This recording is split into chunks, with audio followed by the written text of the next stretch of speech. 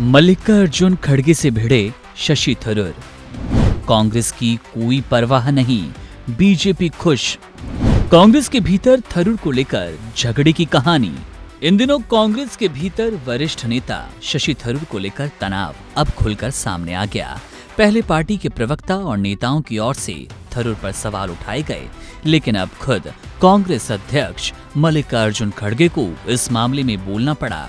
थरूर की हालिया टिप्पणियां और सोशल मीडिया पर की गई पोस्टों ने साफ संकेत दिए कि उनके और पार्टी नेतृत्व के बीच सब कुछ ठीक नहीं है। ऐसे में बड़ा सवाल ये है कि इस खींचतान का फायदा किसे मिलेगा? क्या बीजेपी इस सियासी दरार का लाभ उठाएगी? शशि थरूर, जो अपनी अंग्रेजी, विदेशी मामलों की जानकारी और वैश्विक छवि के लिए जाने जाते हैं, अब कांग्रेस के भीतर असहज नजर आ रहे हैं। थरूर की सरकार की कुछ नीतियों पर पॉजिटिव टिप्पणियां, विदेशी मामलों में स्वतंत्र बयानबाजी और खासकर उनके सोशल मीडिया पोस्ट कांग्रेस के लिए असहज स्थिति पैदा कर रही हैं। पार्टी के कुछ नेताओं ने तो यहां तक कह दिया कि थरूर को बीजेपी का प्रवक्ता बना दें या फिर वे खुद को विदेश मंत्री समझते हैं।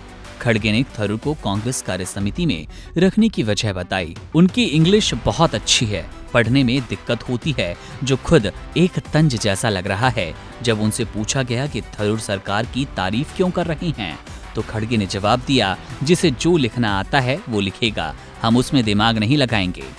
इस टिप्पणी के बाद शशि थरूर ने सोशल मीडिया पर एक प्रतीकात्मक जवाब दिया। उन्होंने एक्स, जो कि पूर्व में ट्विटर था, उस पर एक तस्वीर पोस्ट की। आप अपनी स्क्रीन पर वो तस्वीर देख पा रहे होंगे, जिसमें एक पक्षी डाल पर बैठा है और लिखा है, उड़ने के लिए किसी से पूछना नहीं होता, पंख तुम्हारे हैं, आसमान तो किसी का भी नहीं। अब ये पोस्ट कांग्रेस नेतृत्व को एक स्पष्ट संकेत था कि थरूर अब पार्टी लाइन से बंधे नहीं हैं। सूत्रों की माने तो कांग्रेस फिलहाल थरूर के खिलाफ कोई कार्रवाई नहीं करेगी। पार्टी को अंदेशा है कि थरूर अगर खुलकर पार्टी के खिलाफ बोलने लगे तो ज्यादा नुकसान होगा, खासकर तब जब उनकी संसद सदस्यता बरकरार है और वे अनुशासनात्मक कार्रवाई से बंधे नहीं हैं। केरल के नीलामपुर उपचुनाव में कांग्रेस को थरूर की गैर मौजूदगी में जीत मिली, जिससे पार्टी को एक तरह से ये संकेत मिला कि उनकी जीत थरूर पर निर्भर नहीं है। वहीं पिछली लोकसभा में थरूर की जीत भी काफी कम वोटों से हुई, महज 17,000 वोटों से। ऐसे में कांग्रेस ये मानती है कि थरूर की इंडिविजुअल ब्रांड वैल्यू तो है, लेकिन जमीनी राजनीति में उनका असर सीमित है। इसी दरार का फायदा बीजेपी को हो सकता है। थरूर की उदारवादी, राष्ट्रवादी बयानबाजी और सरकार की कुछ नीतियों पर समर्थन बीजेपी के नैरेटिव को मजबूती देता है।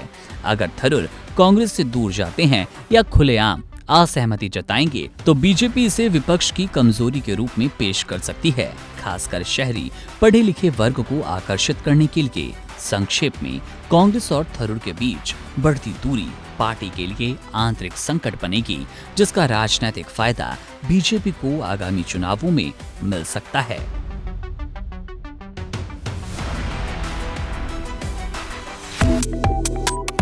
Subscribe to One India and never miss an update.